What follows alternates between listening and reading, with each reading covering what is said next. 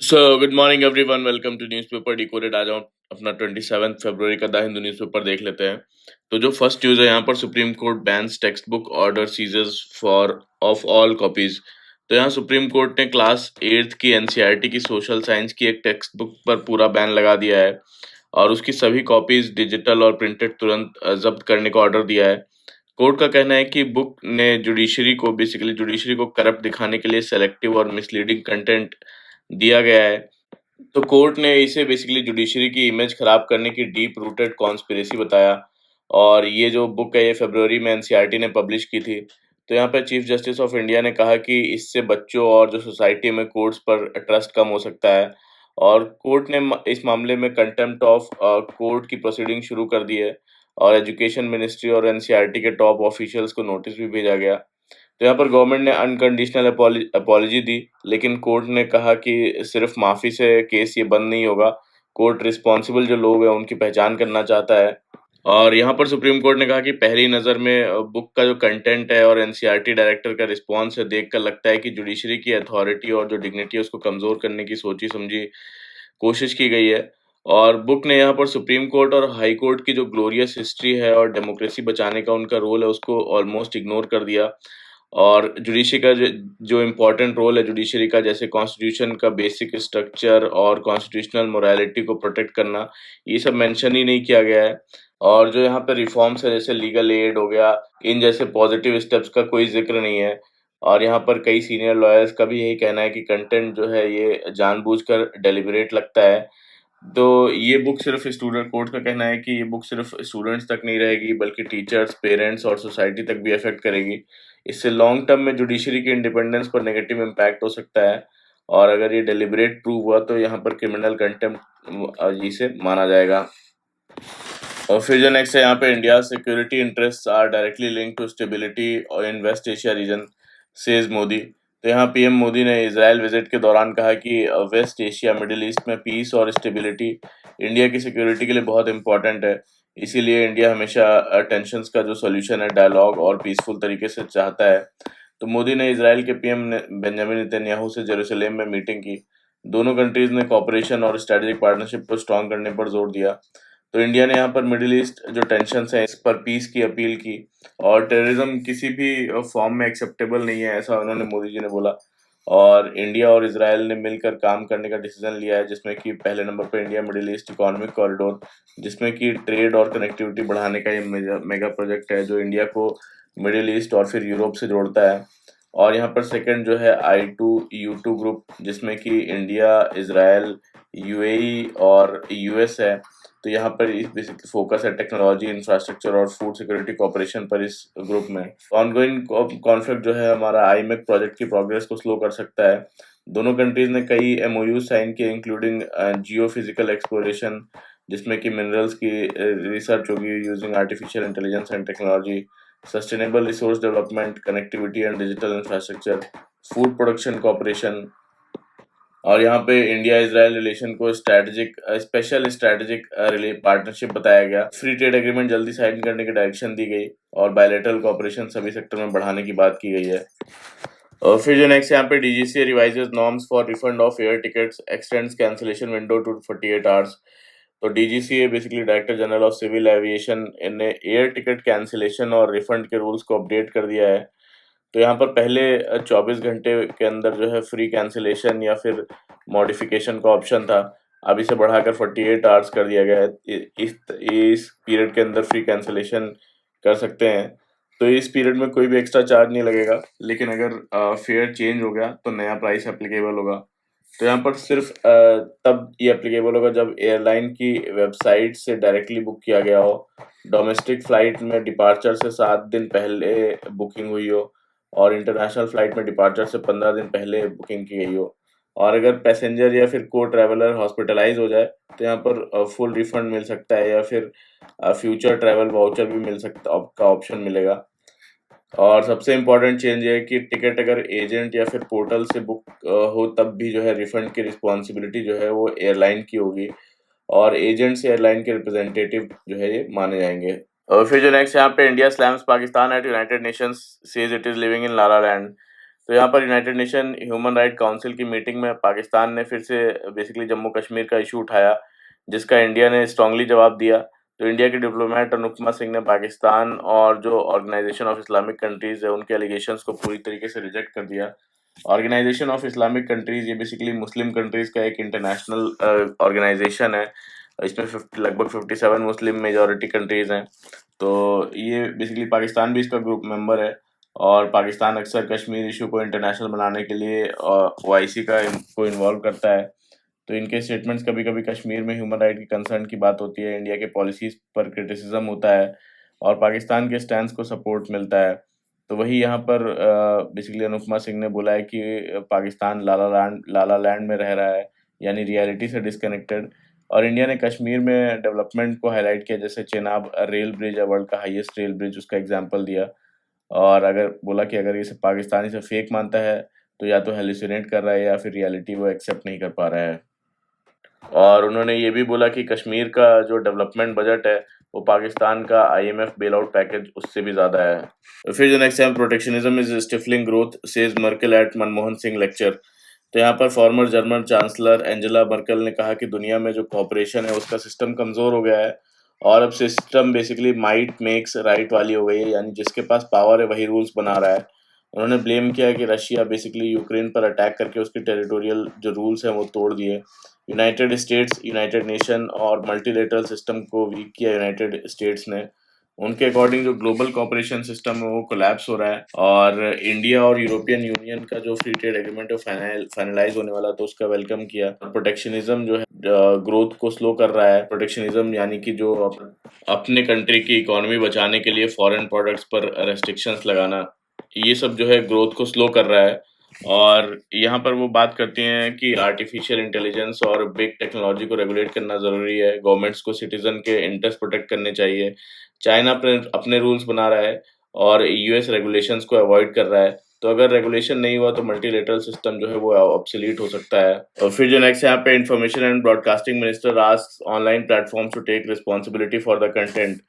तो यहाँ पर information and broadcasting minister Ashwini वैष्णव ने कहा कि ऑनलाइन प्लेटफॉर्म्स को अपने जो होस्टेड कंटेंट है उसकी फुल रिस्पॉन्सिबिलिटी लेनी होगी, और सिटीजन्स की जो ऑनलाइन सेफ्टी इंश्योर करनी होगी।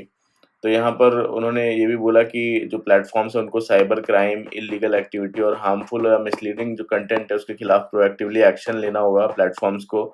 उन्होंने डीप फेक और artificial intelligence generated fake content को डेमोक्रेसी और इंस्टीट्यूशन के ट्रस्ट के लिए बड़ा थ्रेट बताया। तो किसी की जो फेस है, वॉइस है, आइडेंटिटी बिना कंसेंट के यूज़ करके कंटेंट बनाना बिल्कुल एक्सेप्टेबल नहीं है। तो उन्होंने कहा कि प्लेटफॉर्म्स को चिल्ड्रन की ऑनलाइन सेफ्टी, ऑब्ससीनिटी जो है और मिस इन्फॉर्मेशन रोकने पर भी फोकस करना होगा, क्योंकि वायरल कंटेंट सेकंड्स में मिलियंस तक पहुंच जाता है। तो उन्होंने ये भी जोर दिया कि प्लेटफॉर्म्स को ओरिजिनल कंटेंट क्रिएटर्स जैसे मीडिया हाउसेज हो गए, जर्नलिस्ट हो गए, इन्फ्लुएंसर्स, प्रोफेसर्स, रिसर्चर्स, इनके साथ फेयर रेवेन्यू शेयरिंग करनी चाहिए प्लेटफॉर्म्स को। और अगर कंपनीज वॉलंटली नहीं करती तो गवर्नमेंट लीगल स्टेप्स इसके लिए ले सकती है। और साथ ही प्लेटफॉर्म्स को ऑनलाइन फ्रॉड्स, स्कैम्स और साइबर थ्रेट्स के खिलाफ स्ट्रॉन्ग प्रिवेंटिव एक्शन लेना होगा, ताकि डिजिटल स्पेस सेफ और ट्रस्टवर्दी बन सके। फिर जो नेक्स्ट यहाँ पे, railway minister announces portal to attract technological innovations. तो यूनियन रेलवे मिनिस्टर अश्विनी वैष्णव ने रेल टेक पॉलिसी अनाउंस की, जिसका एम है इनोवेटर्स और स्टार्टअप्स को रेलवे सेक्टर में न्यू टेक्नोलॉजी डेवलप करने के लिए एनकरेज करना। और पॉलिसी के अंडर एक इनोवेशन पोर्टल बनेगा जहां पर प्रपोजल सबमिट किए जा सकेंगे, और सिलेक्टेड प्रोजेक्ट्स को डेवलपमेंट कॉस्ट का 50% तक फाइनेंशियल सपोर्ट मिलेगा। ऑब्जेक्टिव जो है कि पुराने रिजिड वेंडर सिस्टम को रिप्लेस करके इनोवेशन ड्रिवन फ्रेमवर्क लाना है, जिसमें न्यू टेक्नोलॉजीज का ट्रायल और अडॉप्शन हो सके। और सक्सेसफुल सॉल्यूशन के बाद में लार्ज स्केल ऑर्डर्स मिलेंगे इसमें, जिसमें कि फोकस एरियाज रहेगा आर्टिफिशियल इंटेलिजेंस बेस्ड जो एलिफेंट इंट्रूजन डिटेक्शन है, फायर डिटेक्शन सिस्टम है, ड्रोन से ब्रोकन रेल रेल डिटेक्ट करना, rail stress monitoring, solar panel और artificial intelligence enabled clean monitoring जैसे प्रोजेक्ट्स, ये सब इसमें शामिल हो सकते हैं। फिर जो नेक्स्ट है यहाँ पे, CDSCO revises testing norms to fast track drug approvals. तो यहाँ पे गवर्नमेंट ने न्यू ड्रग की अप्रूवल प्रोसेस फास्ट ट्रैक करने के लिए रूल्स जो है वो चेंज किए हैं। अब कंपनीज एप्लीकेशन सबमिट करते ही लेबोरेटरी टेस्टिंग शुरू कर सकेंगी, और डिटेल्ड स्क्रूटनी का वेट यहाँ पर नहीं करना पड़ेगा। तो यहाँ पर CDSCO तुरंत नो ऑब्जेक्शन सर्टिफिकेट इशू करेगा डेजिग्नेटेड लैब्स में टेस्टिंग के लिए। तो ये नया सिस्टम बेसिकली 1 जून 2026 से इम्प्लीमेंट होगा, जिससे ड्रग डेवलपमेंट जो है स्पीड अप हो सकेगा। फिर जो नेक्स्ट यहाँ पे analysing India cycle of deprivation and affluence. तो यहाँ पर चार्ल्स डिकन्स की एक lines a best of times और वर्स्ट ऑफ टाइम्स से आर्टिकल स्टार्ट होता है, जो बताता है कि इंडिया की इकोनॉमी पिछले डिकेड्स में मिक्स्ड रही है। सबसे इम्पोर्टेंट फोकस यहाँ पर इनकम मोबिलिटी पर है, यानी लोग टाइम के साथ इनकम लैडर जो है उसमें ऊपर जा रहे हैं या फिर नीचे जा रहे हैं या फिर सेम लेवल पर रह रहे हैं। तो यहाँ पर डेटा के अकॉर्डिंग जो डाउनवर्ड मोबिलिटी है लोगों की, डाउनवर्ड मोबिलिटी की बात करें तो 2015 में ये 14% से बढ़कर 2025 में ये 26.8% हो गई। और सेम इनकम ग्रुप में रहने वाले लोग 70% से ज़्यादा से गिरकर जो है हाफ से भी कम रह गए सेम इनकम ग्रुप में। और यानी कि इसमें भी डाउनवर्ड ट्रेंड देखा गया। अपवर्ड मोबिलिटी बढ़ी है 14% से 23.5% है, लेकिन इसका जो पेस है, ग्रोथ है, वो काफ़ी ज़्यादा स्लो है। तो मतलब प्रोग्रेस से ज़्यादा लोग डिक्लाइन जो है वो फेस कर रहे हैं। Rural versus India, urban India की बात करें तो रूरल इंडिया में सिचुएशन ज़्यादा सीरियस है। 2025 तक लगभग 29% रूरल हाउसहोल्ड्स पुअर हो गए और अपवर्ड मूवमेंट कम रहा है या डाउनवर्ड मूवमेंट ज़्यादा रहा है। इकोनॉमिक वॉलेटिलिटी का सबसे बड़ा इम्पैक्ट यहाँ पर विलेजेस पर है। तो यहाँ पर अर्बन इंडिया में थोड़ा बेटर है, लेकिन परफेक्ट नहीं है। यहाँ पर अपवर्ड मोबिलिटी फास्टर है, फिर भी जो डाउनवर्ड मोबिलिटी यहाँ पर भी इंक्रीज हो रही है। और गेन्स मोस्टली यहाँ पर सिटीज़ तक ही कॉन्सेंट्रेटेड है। और यहाँ पर कास्ट बेस्ड पैटर्न की बात करें तो ओबीसी और जो एससी हाउसहोल्ड्स है उसमें डाउनवर्ड मोबिलिटी ज़्यादा बढ़ी है, यानी कि डाउनवर्ड मोबिलिटी आई है इसमें। सुप्रीम को जो शेड्यूल कास्ट हाउसहोल्ड्स के लिए अपवर्ड मोबिलिटी वीक है या फिर अनइवन है, और एसटी हाउसहोल्ड्स में रिलेटिवली बेटर अपवर्ड मूवमेंट दिखा। तो हिस्टोरिकल जो डिस्क्रिमिनेशन है और एसेट इनइक्वालिटी का इम्पैक्ट अभी भी जो है काफ़ी स्ट्रांग है। तो रिलीजन बेस्ड पैटर्न की बात करें तो हिंदू और जो मुस्लिम दोनों में डाउनवर्ड मोबिलिटी बढ़ी है, और मुस्लिम्स के लिए अपवर्ड मोबिलिटी रिलेटिवली जो है काफ़ी वीक रही है। और सिख्स और जो क्रिश्चियंस हैं उन्हों उसमें अर्ली ईयर्स में अपवर्ड मोबिलिटी स्ट्रांग थी, यानी कि क्लियर दिखता है कि जो सोशल डिस्क्रिमिनेशन है मोबिलिटी को अफेक्ट करता है। तो यहाँ पर रिसर्च ने दिखाया है कि जहाँ डिस्ट्रिक्ट्स में इनइक्वालिटी जो है वो बढ़ी है, ज़्यादा है, वहाँ हाउसहोल्ड्स के नीचे गिरने के चांसेस ज़्यादा है इनकम में। और एजुकेशन, अर्बन लोकलाइजेशन और बिगर फैमिली अपवर्ड मोबिलिटी में हेल्प करते हैं। और 2019 में कोविड पैंडेमिक में ह्यूज इकोनॉमिक शॉक दिया उसने। इनफॉर्मल सेक्टर रिकवरी वीक रही, इससे जो डाउनवर्ड मोबिलिटी और भी ज़्यादा और जो वल्नरेबिलिटी और भी ज़्यादा बढ़ी। तो यहाँ पर इंडिया में इनइक्वालिटी सिर्फ नंबर्स में नहीं, मोबिलिटी में भी दिखती है, और ज़्यादा लोग ऊपर जाने के बजाय नीचे यहाँ पर गिर रहे हैं। तो स्टेबिलिटी, सोशल स्टेबिलिटी डेंजर में आ सकती है, ऐसा इसमें बोला गया है। तो सॉल्यूशन बेसिकली के लिए फोकस होना चाहिए यहाँ पर public health, education, jobs, specially जो लेबर इंटेंसिव सेक्टर हैं, सोशल प्रोटेक्शन और एंटी डिस्क्रिमिनेशन पॉलिसीज़ को बढ़ावा दिया जाए।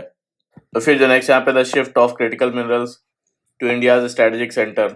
तो ये आर्टिकल बताता है कि इंडिया ने क्रिटिकल मिनरल्स जैसे कि लिथियम, रेयर अर्थ हो गया, कॉपर और ग्रेफाइट को अपनी इकोनॉमिक, एनर्जी और स्ट्रेटेजिक पॉलिसी का कोर पार्ट बना दिया है। और 3 साल पहले तक ये टॉपिक जो पॉलिसी थिंकिंग में मेजर नहीं था, लेकिन लिथियम जैसे मिनरल्स को एटॉमिक मिनरल कैटेगरी में रखा गया है, और जिससे कि प्राइवेट माइनिंग इससे अलाउड नहीं थी एटॉमिक मिनरल में रखने की वजह से। लेकिन अब गवर्नमेंट का अप्रोच कंपैरेटिवली जो है वो चेंज हो गया है। तो यहाँ पर बजट ने क्लियर सिग्नल दिया है कि इंडिया को इंडस्ट्रियल ग्रोथ, क्लीन एनर्जी और डिफेंस के लिए क्रिटिकल मिनरल्स की ज़रूरत है। गवर्नमेंट ने 30 क्रिटिकल मिनरल्स की लिस्ट बनाई है। एक्सप्लोरेशन जो रूल्स हैं उनको ईजी किया है, रॉयल्टी रेट्स रैशनलाइज किए हैं, और यहाँ पर 16,300 करोड़ रुपए का national critical mission, mineral mission भी लॉन्च किया गया है। तो अब फोकस पॉलिसी बनाने से ज़्यादा यहाँ पर एग्जीक्यूशन पर है। और यहाँ पर बोलते हैं कि चाइना के डोमिनेंस के बारे में इसमें, कि माइनिंग ही प्रॉब्लम नहीं है, बल्कि माइनिंग तो प्रॉब्लम है ही है, बल्कि प्रोसेसिंग भी इसका मेजर इशू है। और चाइना के क्रिटिकल मिनरल्स के प्रोसेसिंग में 90% तक का ग्लोबल कंट्रोल लगता है। और इंडिया के पास जो कैपेबिलिटी है, हाई प्योरिटी मिनरल्स बनाने की कैपेबिलिटी है, लेकिन प्रोडक्शन का जो स्केल और टेक्नोलॉजी अपग्रेड की ज़रूरत है काफ़ी ज़्यादा इंडिया में, तो स्पेशली क्लीन टेक्नोलॉजी और डिफेंस यूज़ के लिए। और यहाँ पर बजट 2026 के 3 प्रायोरिटी एरियाज हैं, कि फर्स्ट है डिमांड क्रिएट करना। इन्वेस्टर्स जो है वो तब भी डिमांड यानी इन्वेस्टर्स तभी तभी जो है प्रोसेसिंग प्लांट्स लगाएंगे जब डोमेस्टिक डिमांड स्ट्रांग हो। इलेक्ट्रिक व्हीकल्स, बैटरीज, सोलर और विंड सेक्टर्स को बूस्ट करना एसेंशियल है। सेकंड यहाँ पर बोलते हैं आर्टिफिशियल इंटेलिजेंस बेस्ड एक्सप्लोरेशन। तो यहाँ पर गवर्नमेंट 2031 तक 1200 एक्सप्लोरेशन प्रोजेक्ट टारगेट कर रही है। आर्टिफिशियल इंटेलिजेंस टूल यूज करके मिनरल डिस्कवरी को फास्ट और एफिशिएंट हो सकती है यहाँ पर। और थर्ड बोलते हैं कि जियोपॉलिटिकल जो अपॉर्चुनिटीज हैं उनको यूज करना। ग्लोबल सप्लाई चेन डिसरप्शन यानी रेयर अर्थ मैग्नेट बैटरीज में वल्नरेबिलिटी एक्सपोज किए हैं ग्लोबल सप्लाई चेन डिसरप्शंस ने। और इंडिया यहाँ पर coastal rare earth corridor develop कर रहा है और इंपोर्ट ड्यूटीज यहाँ पर रिड्यूस कर रहा है इनके लिए। इंटरनेशनल पार्टनरशिप की इम्पोर्टेंस बताते हैं कि इंडिया को Australia, European union, Japan, UK और यूएसए जैसे कंट्रीज के साथ कोऑपरेशन बढ़ाना होगा, क्योंकि उनके पास एडवांस्ड प्रोसेसिंग जो टेक्नोलॉजीज हैं और फॉरेन कंपनीज को इंडिया में फैसिलिटीज सेटअप करने के लिए एनकरेज किया जा रहा है। तो यहाँ पर रिसर्च कोलैबोरेशन और स्टेबल रेगुलेशन भी इम्पोर्टेंट होंगे इसके लिए। तो क्रिटिकल मिनरल फ्यूचर टेक्नोलॉजीज जो इलेक्ट्रिक व्हीकल्स हैं, रिन्यूएबल एनर्जी है, इलेक्ट्रॉनिक्स है, डिफेंस, सबके लिए एसेंशियल है। और अगर फास्ट और कोऑर्डिनेटेड एक्शन लिया जाए तो ग्लोबल सप्लाई चेन में लीडर इंडिया बन सकता है। और इंडिया ने क्रिटिकल मिनरल्स को स्ट्रैटेजिक प्रायोरिटी बना दिया है, लेकिन सक्सेस यहाँ पर एग्जीक्यूशन, टेक्नोलॉजी, डिमांड क्रिएशन और ग्लोबल पार्टनरशिप पर यहाँ पर इसकी डिपेंड करेगी। फिर जो नेक्स्ट यहाँ पे why bulldozers threaten due process. तो ये आर्टिकल बेसिकली उत्तर प्रदेश में चल रही जो सो कॉल्ड बुलडोजर जस्टिस पर फोकस करता है, यानी किसी क्राइम के आरोप के तुरंत बाद एक्यूज से जुड़ी प्रॉपर्टीज को डिमोलिश कर देना। इलाहाबाद हाई कोर्ट ने इस प्रैक्टिस पर सीरियस कंसर्न रेज किया है। तो कॉन्स्टिट्यूशनल प्रॉब्लम क्या है यहाँ पर कि कॉन्स्टिट्यूशनल डेमोक्रेसी में पनिशमेंट का प्रोसेस जो प्रॉपर प्रोसेस होता है, यानी एलिगेशंस हैं, फिर इन्वेस्टिगेशन होता है, फिर ट्रायल होता है, फिर जजमेंट आता है, फिर पनिशमेंट यहाँ पर दी जाती है। लेकिन बुलडोज़र एक्शन में यहाँ पर एफआईआर भी रजिस्टर नहीं होती। इन्वेस्टिगेशन या कोर्ट डिसीजन से पहले ही प्रॉपर्टी तोड़ दी जाती है। तो इससे जो एग्जीक्यूटिव है सरकारी अथॉरिटी जो रहती है वो बिना कोर्ट के जो पनिशमेंट है वो दे रहा होता है। तो यहाँ पर जो हमीरपुर डिस्ट्रिक्ट में एक फैमिली ने हाई कोर्ट अप्रोच किया।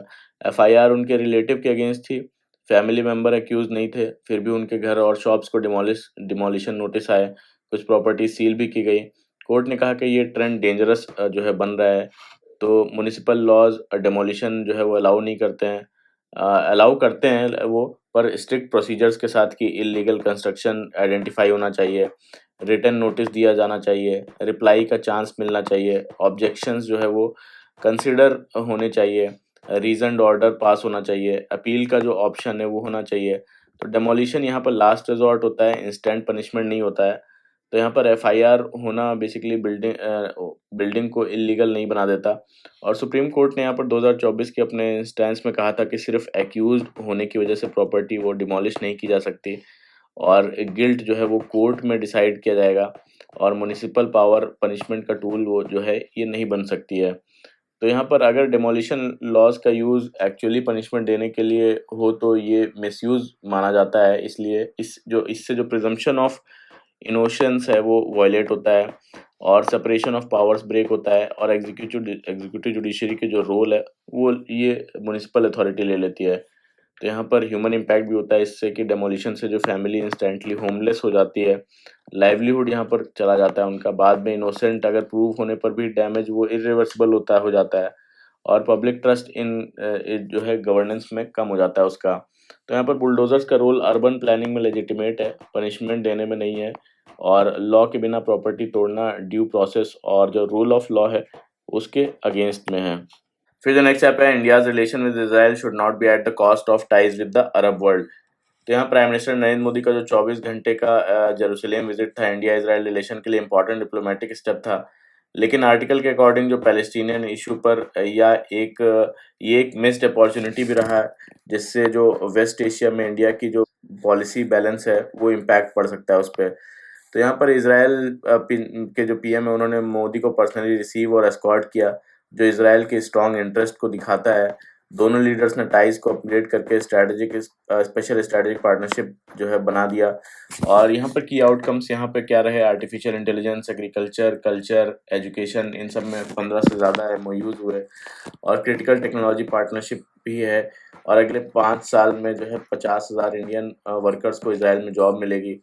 तो यहाँ पर विजिट का टोन यहाँ पर 2017 के विजिट से भी ज़्यादा वार्मिंग था। तो इसराइल भी गाज़ा और वेस्ट बैंक सेटलमेंट के कारण ग्लोबल क्रिटिसिज्म फेस कर रहा है। कई यूरोपियन कंट्रीज़ ने भी इसराइल की पॉलिसीज़ कंडेम की और नेतन्याहू के लिए अपकमिंग इलेक्शंस जो है वो काफ़ी ज़्यादा इम्पोर्टेंट है और मोदी का विजिट उनके पॉलिटिकल इमेज को स्ट्रेंथन कर सकता है। तो मोदी ने अपनी स्पीच में पैलेस्टीनियन सॉवरेनिटी का सिर्फ इनडायरेक्ट मेंशन किया और यूएस लेड जो इनिशिएटिव है उसकी बात की, जो टू स्टेट सॉल्यूशन को सपोर्ट करता है, यानी कि इसराइल और फ़लस्तीन इंडिपेंडेंटली एग्जिस्ट करें। तो उन्होंने हमास के 2023 के टेरर अटैक में हुई जो डेथ्स हैं उसका भी मेंशन किया, लेकिन गाज़ा में इजरायली स्ट्राइक्स से हुई जो ह्यूज सिविलियन कैजुअलिटीज़ हैं उसका जिक्र नहीं किया। तो इसीलिए आर्टिकल कहता है कि विजिट फ़लस्तीन पर बैलेंस्ड स्टैंस दिखाने का मौका यहाँ पर मिस कर गया और यहाँ पर यूएस और ईरान रिलेशन के बीच विजिट करना रिस्की माना गया, जो कि क्योंकि कॉन्फ्लिक्ट में किसी की साइड लेना जैसा परसेप्शन हो सकता है। और यहाँ पर आर्टिकल के अकॉर्डिंग जो हिस्टोरिकली है वेस्ट एशिया में बैलेंस पॉलिसी फॉलो करता रहा है इंडिया और इसराइल और अरब वर्ल्ड दोनों के साथ रिलेशंस मेंटेन करता है। तो मोदी ने कहा कि जो I2U2 है, जो India Israel UAE USA group है वो कंटिन्यू रहेगा और India middle east economic corridor project वो भी आगे बढ़ेगा। तो इससे सिग्नल मिलता है कि इंडिया रीजनल कोऑपरेशन प्रोजेक्ट्स को वायबल मानता है डिस्पाइट टेंशंस। और अगर इंडिया ओपनली इसराइल के साथ अलाइन होता दिखे तो अरब कंट्रीज के साथ रिलेशंस अफेक्ट होंगे और इंडिया की जो ट्रेडिशनल न्यूट्रल इमेज है वो यहाँ पर वीक हो सकती है। फिर नेक्स्ट यहाँ पे ISRO should choose transparency to reinforce public confidence. तो आर्टिकल बेसिकली इसरो की ट्रांसपेरेंसी और अकाउंटेबिलिटी पर फोकस करता है, स्पेशली जो एनवीएस 02 सैटेलाइट मिशन फेलियर के कॉन्टेक्स्ट में। तो इसरो ने फाइनली एक टेक्निकल कमेटी की रिपोर्ट पब्लिक की है जो बताती है कि 29 जनवरी 2025 को लॉन्च हुआ जो सैटेलाइट है उसने अपने इंटेंडेड ऑर्बिट में वो क्यों नहीं पहुंच पाया। तो यहाँ पर फेलियर का मेन रीज़न था कि ऑक्सीडाइजर लाइन में एक इम्पॉर्टेंट वॉल्व जो है वो एक्टिवेट नहीं हो पाया। वॉल्व को एक्टिवेट करने के लिए एक इलेक्ट्रिकल सिग्नल उस तक पहुंचता है जो नहीं पहुंच पाया।